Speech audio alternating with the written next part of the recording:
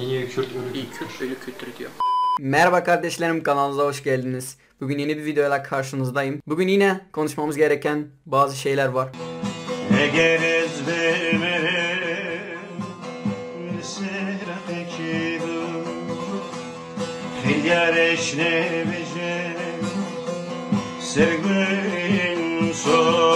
Ve aynı şekilde sizlere gerçekten kalpten teşekkür etmek istiyorum. Yazdığınız güzel yorumlar için. Yazdığınız yorumların tümünü okuyorum arkadaşlar. Ve aynı şekilde bazılarınız arka planımdan çok rahatsız oldu. Şimdi böyle basit bir şey yapmaya çalıştım.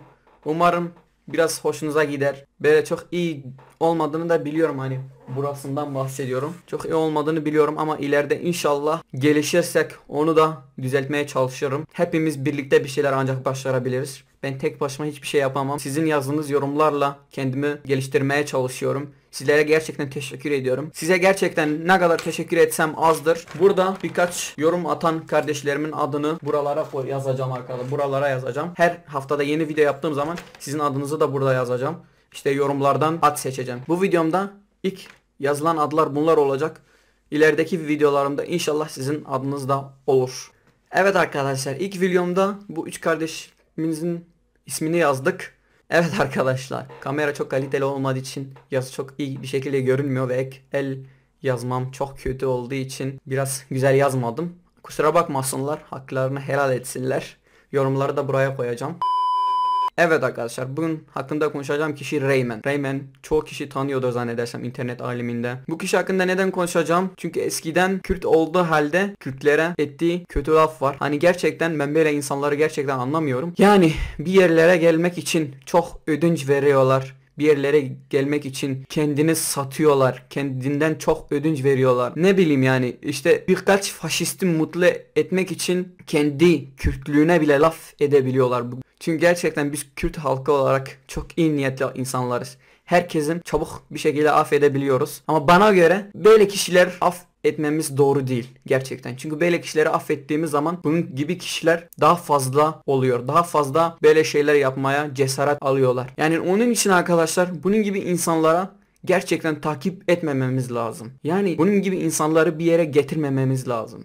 Şimdi bazılarını soracak, tam olarak Muhammed ne hakkında konuşuyor? Bu videoyu izleyebilirsiniz. Ulan bak, ben de Kürdüm ama insanlar beni takdir edebiliyorsa, insanlar beni beğenebiliyorsa ve ben çok güzel mesajlar alıp insanların o sevgisini kazanabilmişsem, bu bizim dışlandığımız anlamına gelmez. Bu senin hayatı nasıl yaşadığınla alakalı. Kalkıp bırak diye geziyorsan ben de dışlarım seni. Böyle yapan Kürtler ben de dışlarım. Sen kimsin ki bizleri dışlayacaksın? Bazılarınız sorabilir, bu videoyu çekmeye nereden hatırladın şimdi? Instagram sayfasında böyle bir resim paylaşmış arkadaşlar. Yani kısacası böyle yapan Kürtlere terörist dedi, yani kısacası böyle yapan Kürtlere. O zaman ona göre bunu yapan Kürt komple teröristti. Şimdi o ne? Ona soruyorum. O da terörist mi acaba? Yani demek istediğim şey şudur tam olarak. Bunun gibi ve bunun gibi insanlar kendinden ödünç vererek buralara geldiler. Desteğimizi gerçekten hak etmiyorlar. Lütfen sizden rica ediyorum. Hani bana değil, gerçekten kendinden ödünç vermeyen insanları destek olun. Yani bir yere gelmek için kendinden hiç ödünç vermeyen insanlara destek olun. Desteği hak eden insanlara destek olun. Giden gelene de destek olmayın. Ünlü olmak için kendi ırkını bile satacak insanlara lütfen destek olmayın. Çünkü bunlar gerçekten hak etmiyor.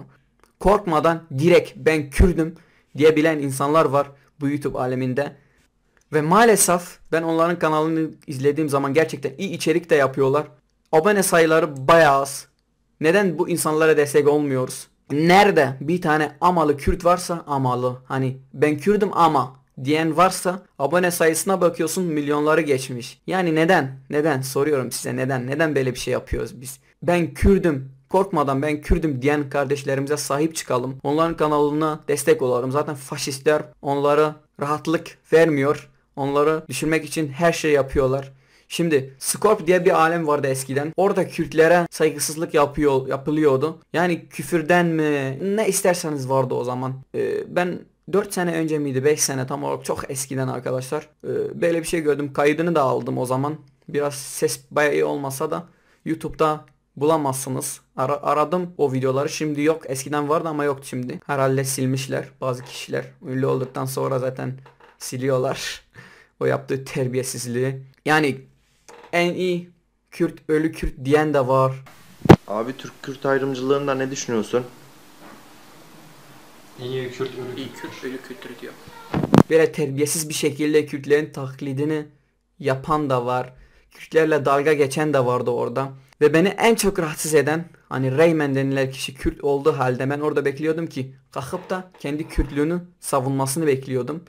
Ama öyle çıkıp da ben de Kürdüm ama. Ulan bak ben de Kürdüm ama Ben böyle insanlara gerçekten gıcık oluyorum. Yani böyle insanlara gerçek saygı duymamalıyız ya. Yani ben Kürdüm ama ne ya? Kürtsün bitti gitti. Amalı Kürt ne bu yani? Ben Kürdüm ama. Yok ben Kürdüm sonuna kadar da Kürdüm. Ben Kürdüm ama ben Kürdüm ama. Senin Kürtlüğüne binlerce senin Kürtlüğüne binlerce küfür edilmiş. En iyi Kürt ölü Kürt denilmiş. Kürtler terörist denilmiş. Sen de kalkıp da yani ben de böyle yapan Kürtleri dışlarım diyorsun. Yani hangi kafayı yaşıyorsun? Sen nasıl bir insansın? Hiç utanmadın mı böyle bir şey yaptığın zaman? Hiç babandan, arkadaşlarından utanmadın mı böyle bir şey yaptığın zaman? Yani ünlü olmak için lütfen her şeyi yapmayın. Her şeyden ödünç vermeyin. Benim de Kürt arkadaşlarım var. Böyle insanlarla da hayatınızda hiç arkadaş olmayın. Benim de Kürt arkadaşlarım var. Ve helal olsun. Alkış.